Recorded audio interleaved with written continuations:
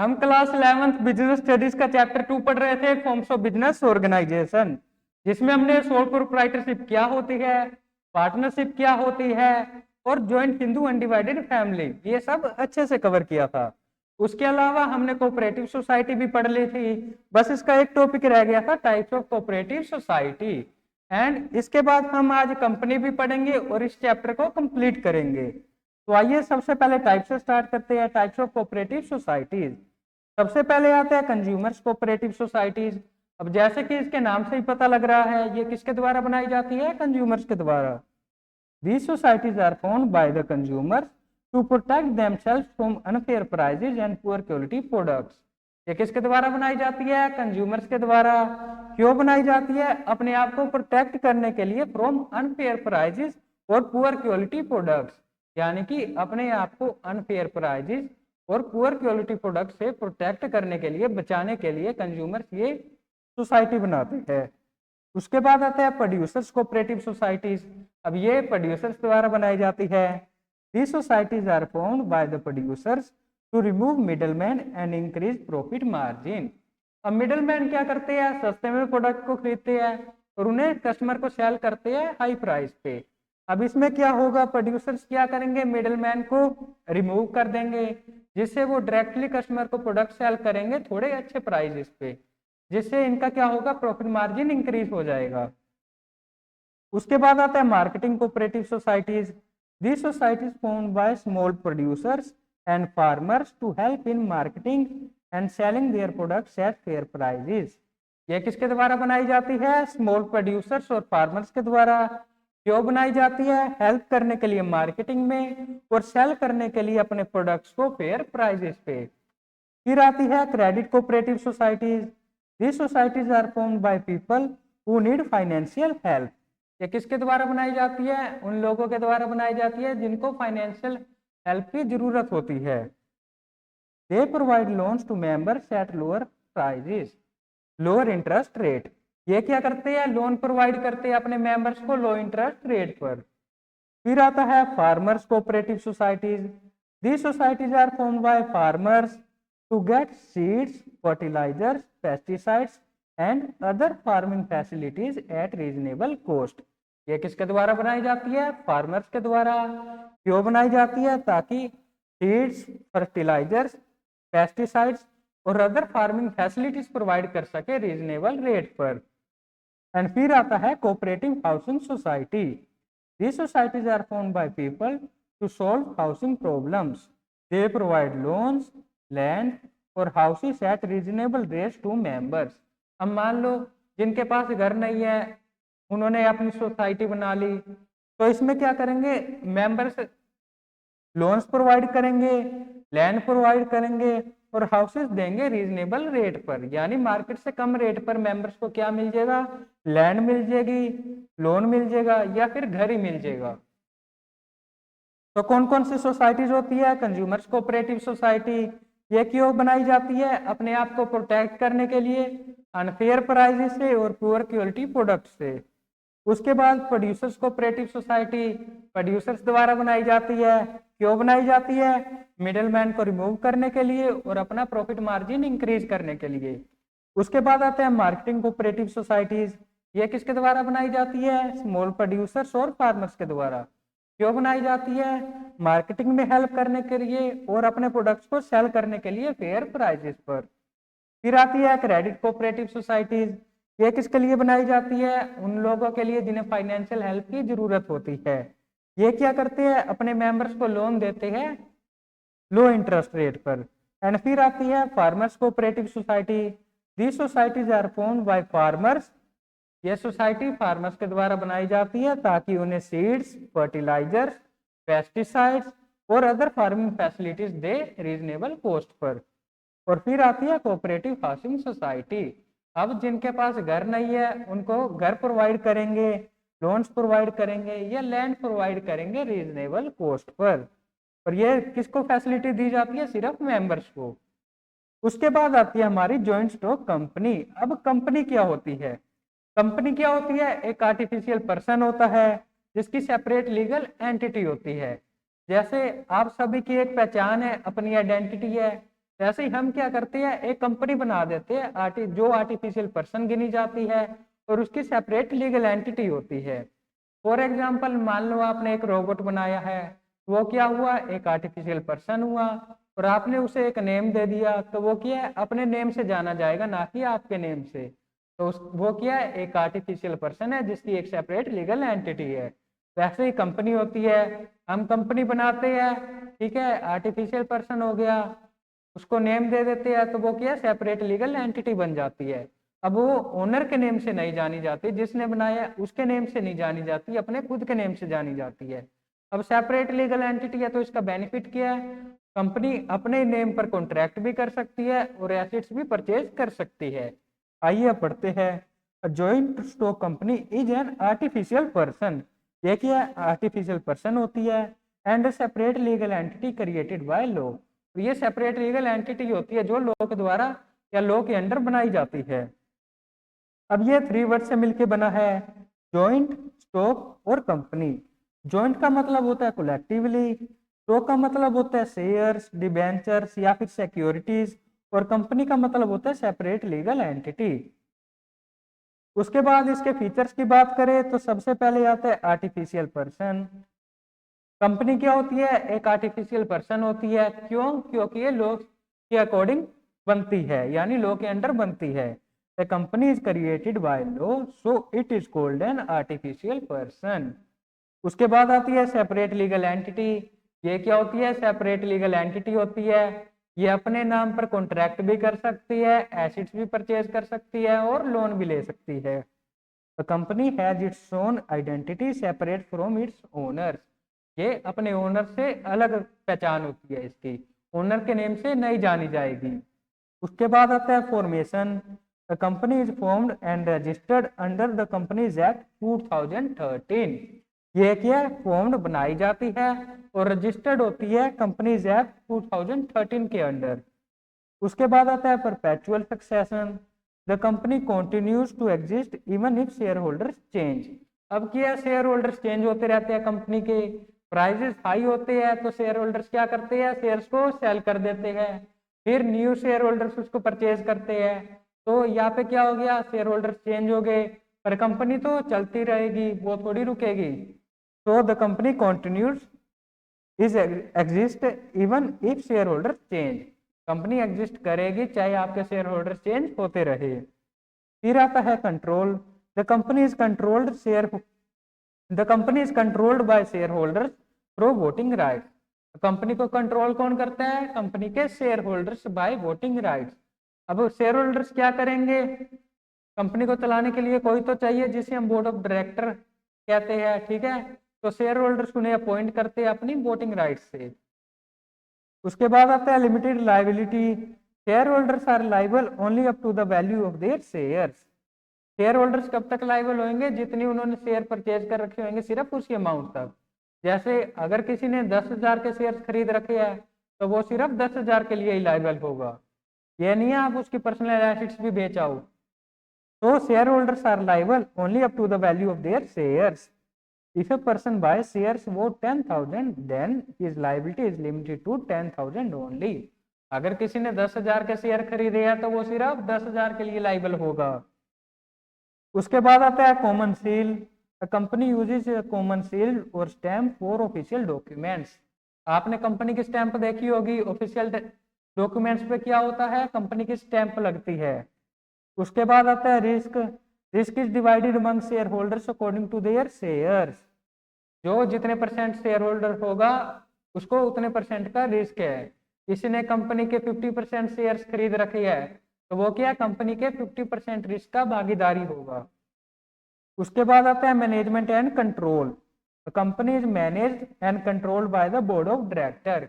जैसे कि हमने अभी पढ़ा था, कंपनी को मैनेज और कंट्रोल कौन करता है, बोर्ड ऑफ डायरेक्टर, और बोर्ड ऑफ डायरेक्टर को अपॉइंट कौन करता है, shareholders. The share holders are elect the director to run the company. उसके बाद इसकी मेरिट्स की बात करें तो सबसे पहले लिमिटेड लाइबिलिटी। जिसके पास जितने शेयर्स होंगे वो उतने परसेंट का ही लाइबल होगा। किसी के पास 10,000 के शेयर है तो वो 10,000 तक के लिए लाइबल है। उसके बाद आता है transfer of interest. Share holders क्या है, अपना इंटरेस्ट इजिली ट्रांसफर कर सकते हैं। अब मेरे पास शेयर्स है, मैंने उन्हें सेल कर दिया, तो इस पे क्या है, ओनरशिप ट्रांसफर होगी, ठीक है, इंटरेस्ट हमारा ट्रांसफर हो गया। Shareholders can easily transfer their ownership by selling shares. अब मैंने शेयर्स को सेल कर दिया तो ओनरशिप ट्रांसफर हो गई दूसरे पर्सन को। उसके बाद आता है परपेचुअल सक्सेशन, जैसे कि हमने अभी पढ़ा था, अगर आपके शेयर होल्डर चेंज होते भी रहे तो कंपनी अपनी एग्जिस्ट करेगी। ये नहीं है शेयर होल्डर चले गए, चेंज हो गए तो कंपनी बंद हो जाएगी। उसके बाद आता है scope for expansion. A company can raise funds from the public and banks so expansion becomes easier. Company को क्या बैंक से और शेयर होल्डर से इजिली फंड मिल जाता है, तो वो क्या एक्सपेंड कर सकती है। उसके बाद आता है professional management. A company can hire skilled professionals to manage the business efficiently. Company क्या करती है, स्किल्ड बंदों को लाती है जॉब में, जिससे उनको क्या होती है, एफिशिएंटली एम्प्लॉयज मिल जाते हैं, कंपनी सही चलेगी। उसके बाद आता है demerits of joint stock company. सबसे पहले आता है कॉम्प्लेक्सिटी इन फॉर्मेशन। अब कंपनी को बनाना क्या एक बहुत कॉम्प्लेक्स प्रोसेस है, बहुत सारे डॉक्यूमेंट्स लगते हैं, बहुत सारा प्रोसीजर, बहुत बड़ा प्रोसीजर होता है। तो the formation of a company is complex because many legal formalities and registration are required.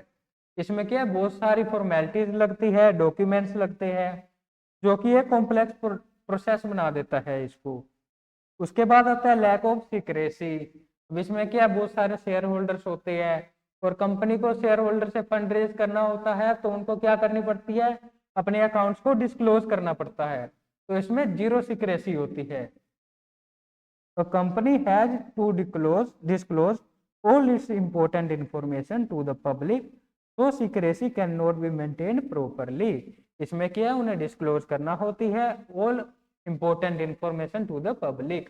Public से फंड रेज कर रहे हो तो उन्हें इंपॉर्टेंट इंफॉर्मेशन भी तो बताओगे आप, तो इसलिए इसमें जीरो सिक्रेसी है। उसके बाद आता है impersonal work environment. In a company ownership and management are different. इसमें क्या है, ओनरशिप अलग होती है और मैनेजमेंट अलग होती है। Owners have less direct control over daily work. अब ओनर में क्या है, लेस कंट्रोल होता है उनका डेली वर्क में। मैनेज कौन करेगा, जिसके हाथ में मैनेजमेंट है वही मैनेज करेगा कंपनी को। शेयर होल्डर्स तो बस एक नाम के हो गए, हाँ वो इंफॉर्मेशन ले सकते हैं कंपनी की, बट डायरेक्ट मैनेजमेंट में नहीं इन्वॉल्व हो सकते। उसके बाद आता है numerous regulations. The company has to follow many rules and regulations of the government which makes work difficult sometimes. ठीक है, और कंपनी को क्या बहुत सारे रूल्स एंड रेगुलेशंस को फॉलो करना पड़ता है गवर्नमेंट के, इसलिए कभी कभी ये डिफिकल्ट हो जाता है काम करना। उसके बाद आता है डिले इन डिसीजन मेकिंग।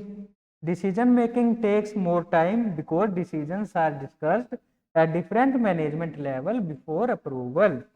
अब क्या है, कंपनी में डिफरेंट पीपल होते हैं, शेयर होल्डर्स होते हैं, सबसे डिसीजन मेकिंग सारे इन्वॉल्व होते हैं डिसीजन मेकिंग में, इसलिए क्या होता है, प्रोसेस डिले हो जाता है। तो डिसीजन मेकिंग में क्या होता है, टाइम लगता है। क्यों लगता है, क्योंकि डिसीजन जो भी डिसीजंस होते हैं उन्हें डिस्कस किया जाता है डिफरेंट मैनेजमेंट लेवल्स पर। उसके बाद आता है conflict of interest. There can be conflicts between owners, managers and shareholders because everyone may have different interest. अब जैसा कि हमने पढ़ा था, हर बंदे की अलग ओपिनियन होती है, राय होती है, तो इसमें क्या इतने सारे बंदे हैं, मैनेजमेंट है, ओनर्स है और शेयर होल्डर्स है, सारे अलग अलग राय देंगे, अलग अलग सबके ओपिनियंस होंगे, इसलिए क्या होता है, कन्फ्लिक्ट के चांस होते हैं। उसके बाद आता है टाइप्स ऑफ कंपनी। अब कंपनीज क्या है, 3 टाइप में डिवाइड कर सकते हैं हम, प्राइवेट कंपनी, पब्लिक कंपनी और 1 पर्सन कंपनी। कंपनी को क्या है, हम 3 पार्ट्स में डिवाइड करते हैं, प्राइवेट कंपनी, पब्लिक कंपनी और 1 पर्सन कंपनी। सबसे पहले हम पढ़ते हैं प्राइवेट कंपनी क्या होती है। तो private company is formed by private individuals by investing their own capital. ये क्या है, कुछ लोगों द्वारा बनाई जाती है अपनी खुद की कैपिटल लगा के। Its shares can not be issued to the public. Private company क्या है, पब्लिक में शेयर्स इशू नहीं कर सकती, जो भी उनके मेंबर्स है जिन्होंने कंपनी स्टार्ट की है वही बस फंड रेज कर सकते हैं एक दूसरे से। उसके बाद आता है minimum 2 and maximum 200 members are allowed. इसमें क्या है, मिनिमम 2 बंदे होने चाहिए और मैक्सिमम 200 तक अलाउड है, इससे ज्यादा मेंबर्स नहीं हो सकते। और वो 200 ही मिलके क्या करते हैं, कैपिटल लगाते हैं। उसके बाद आता है private company uses private limited Pvt limited after it's name. अब आपने सुना होगा पीवीटी लिमिटेड लिखा होता है किसी कंपनी के बाद में, तो वो क्या होता है, प्राइवेट लिमिटेड कंपनी होती है। If the company does not follow rules and regulations, its registration can be cancelled.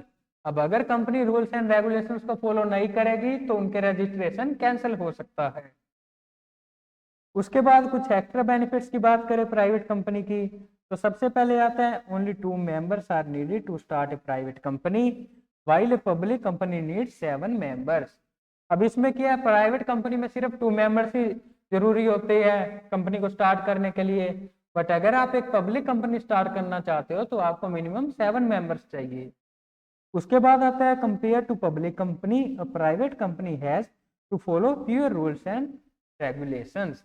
अब पब्लिक कंपनी से इसको कंपेयर कर रही है, तो पब्लिक कंपनी को ज्यादा रूल्स एंड रेगुलेशंस फॉलो करने पड़ते हैं, जबकि प्राइवेट कंपनी को कम रूल्स एंड रेगुलेशंस को फॉलो करना पड़ता है। उसके बाद आता है a public company has to prepare an index of members and many documents, but a private company does not needs to do this. Public company को क्या है, एक इंडेक्स ऑफ मेंबर्स बनाना होता है और बहुत सारे डॉक्यूमेंट्स की भी जरूरत पड़ती है, बट प्राइवेट कंपनी को क्या है, ना ही इंडेक्स बनाने की जरूरत पड़ती और कम डॉक्यूमेंट्स रखने पड़ते हैं या कम डॉक्यूमेंट्स बनाने पड़ते हैं। उसके बाद public company has to issue a prospectus, but a private company does not need to issue prospectus. अब पब्लिक कंपनी को क्या प्रोस्पेक्टस इशू करना पड़ता है क्योंकि उन्हें फंड्स रेज करनी होती है पब्लिक से, बट प्राइवेट कंपनी तो फंड्स रेज कर ही नहीं सकती, तो इसलिए वो उन्हें प्रोस्पेक्टस इशू नहीं करना होता। उसके बाद आता है private company gets registration and can start business immediately. अच्छा, प्रोस्पेक्टस होता क्या है, पहले ये बताओ। प्रोस्पेक्टस क्या होता है, वो डॉक्यूमेंट होता है जिसमें कंपनी के बारे में सब कुछ लिखा होता है, कंपनी के कितने मेंबर्स है, कैसे कंपनी काम करती है। जैसे आपके स्कूल में प्रोस्पेक्टस इशू करती है अगर आप एडमिशन लेने जाओ, उसमें स्कूल्स के बारे में सब लिखा होता है ना, स्कूल की क्या फैसिलिटी है, कौन कौन सी फैसिलिटीज प्रोवाइड करता है। वैसे क्या कंपनी भी एक प्रोस्पेक्टस बनाती है जिसमें कंपनी के बारे में सब कुछ गिवन होता है। तो अगर कोई इच्छुक होता है, इंटरेस्टेड होता है शेयर्स को बाय करने के लिए, तो वो प्रोस्पेक्टस ले सकता है। उसके बाद हम पढ़ रहे थे private company gets registration and can start business immediately. Private company क्या होती है, अपना रजिस्ट्रेशन करवा सकती है और स्टार्ट कर सकती है बिजनेस को इमीडिएटली, बट पब्लिक कंपनी ऐसा नहीं कर सकती। उसके बाद only 2 directors are required in a private company. Private company में क्या है, ओनली 2 डायरेक्टर्स चाहिए होता है। उसके बाद हम पढ़ते हैं पब्लिक कंपनी क्या होती है। तो public company is a company which is not a private company. Public company कौन सी होती है, जो प्राइवेट कंपनी नहीं होती वो पब्लिक कंपनी होती है। Minimum 7 members are required and there is no maximum limit on members. इसमें क्या है, मिनिमम 7 मेंबर्स चाहिए होता है और मैक्सिमम की कोई लिमिट नहीं है, आप जितने मेंबर्स मर्जी ले आओ। प्राइवेट कंपनी में 2 मेंबर्स मिनिमम थे और मैक्सिमम 200 थे, बट इसमें मैक्सिमम कोई लिमिट नहीं है और मिनिमम 7 मेंबर्स होने चाहिए। उसके बाद shares can be freely transferred. हम क्या शेयर्स को फ्रीली ट्रांसफर कर सकते हैं। तो public company can invite the public to buy its shares. Private company क्या थी, शेयर्स के लिए इनवाइट नहीं कर सकती पब्लिक को, बट पब्लिक कंपनी तो कर सकती है। वो पब्लिक को कह सकती है कि आप हमारे शेयर्स बाय करो। और the company name ends with public limited. उसमें क्या था, प्राइवेट लिमिटेड होता था, इसमें क्या पब्लिक लिमिटेड। कंपनी के नेम के पीछे क्या लिखा होगा, पब्लिक लिमिटेड। उसके बाद इसके डिफरेंस की बात करें कि प्राइवेट कंपनी और पब्लिक कंपनी में क्या डिफरेंस होता है, तो सबसे पहले आता है मिनिमम 2 और मैक्सिमम 200 मेंबर्स। प्राइवेट कंपनी में क्या है, मिनिमम 2 और मैक्सिमम 200 मेंबर्स हो सकते हैं, जबकि पब्लिक कंपनी में 7 मेंबर्स मिनिमम और मैक्सिमम की कोई लिमिट नहीं है। उसके बाद प्राइवेट कंपनी में 2 डायरेक्टर्स रिक्वायर्ड होते हैं और पब्लिक कंपनी में 3 डायरेक्टर्स रिक्वायर्ड होते हैं। उसके बाद इधर इंडेक्स बनाने की जरूरत नहीं होती मेंबर्स की, पब्लिक कंपनी में इंडेक्स बनाने की जरूरत होती है। इधर हम रेस्ट्रिक्शन होती है ट्रांसफर ऑफ शेयर्स पे, हम शेयर्स को इशू नहीं कर सकते पब्लिक में, बट इधर कोई रेस्ट्रिक्शन नहीं है, आप फ्रीली शेयर्स इशू करो। उसके बाद हम पढ़ते हैं वन पर्सन कंपनी। अब वन पर्सन कंपनी क्या होती है? One person company is a company which can be formed by only one person. ये क्या सिर्फ एक पर्सन के द्वारा बनाई जाती है, इसलिए इसका नाम होता है वन पर्सन कंपनी। अब अगर 2% के द्वारा बनाई जाए तो वो प्राइवेट कंपनी, और अगर 7 मेंबर्स या उससे ज्यादा के द्वारा बनाई जाए तो वो public company. This type of company was introduced under the companies act 2013। ये क्या कंपनीज एक्ट 2013 के अंडर ये इंट्रोड्यूस की गई थी कंपनी की, आप 1% कंपनी भी बना सकते हो। उसके बाद इसके फीचर्स की बात करें तो सबसे पहले आता है natural person. Only a natural person who is an Indian resident can form an OPC in India. अब नेचुरल पर्सन कौन होता है? वो पर्सन जो इंडिया का रेजिडेंट है, इंडियन रेजिडेंट है, वो ही ओपीसी यानी कि 1% कंपनी बना सकता है। उसके बाद आता है nominee. Nominee is appointed in OPC. If the owner dies the nominee will manage the company. अब ये सिर्फ एक पर्सन द्वारा बनाई जाती है, तो अगर वो बंदा ही मर जाए फिर कंपनी बंद थोड़ी करनी है, इसलिए इसमें क्या नॉमिनी अपॉइंट किया जाता है। जो भी ओनर होता है वो नॉमिनी अपॉइंट करता है कि ये मेरा नॉमिनी है, अगर मेरी डेथ होती है तो यही कंपनी को मैनेज करेगा। उसके बाद आता है director. Minimum 1 and maximum 15 directors are allowed in OPC. अब इसमें क्या मिनिमम 1 डायरेक्टर हो सकता है और मैक्सिमम 15 डायरेक्टर्स हो सकते हैं। The owners can also manage the company. अब इसमें क्या है, जो ओनर है वो भी मैनेज कर सकता है अपनी कंपनी को। उसके बाद difference between soul proprietorship and OPC. Sole proprietorship क्या था? वो भी अकेला पर्सन था जो बिजनेस स्टार्ट कर रहा था। तो अब देखते हैं कि ओपीसी और सोल प्रोप्राइटरशिप में क्या डिफरेंस होता है। सबसे पहले आता है liability. In OPC liability is limited while in sole proprietorship liability is unlimited. जैसे कि हमने पढ़ा था सोल प्रोप्राइटरशिप में क्या था, लाइबिलिटी अनलिमिटेड होती थी, उसकी पर्सनल लाइबिलिटी पे गिरवी रखी जा सकती थी, बट 1% कंपनी में ऐसा नहीं है। इसमें क्या जितनी उसने कैपिटल लगाई है उतने तक ही वो क्या है लाइबल है। उसके बाद आता है legal status. OPC as a separate legal entity and more legal trust compare to the sole proprietorship.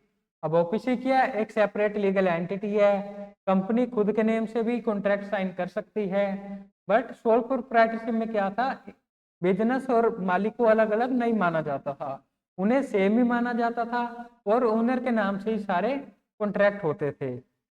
और उसके अलावा ओपीसी क्या है, ज्यादा ट्रस्ट वर्दी मानी जाती है as compare to sole proprietorship. And फिर आता है advantages. OPC provides more benefits and protection compare to the sole proprietorship.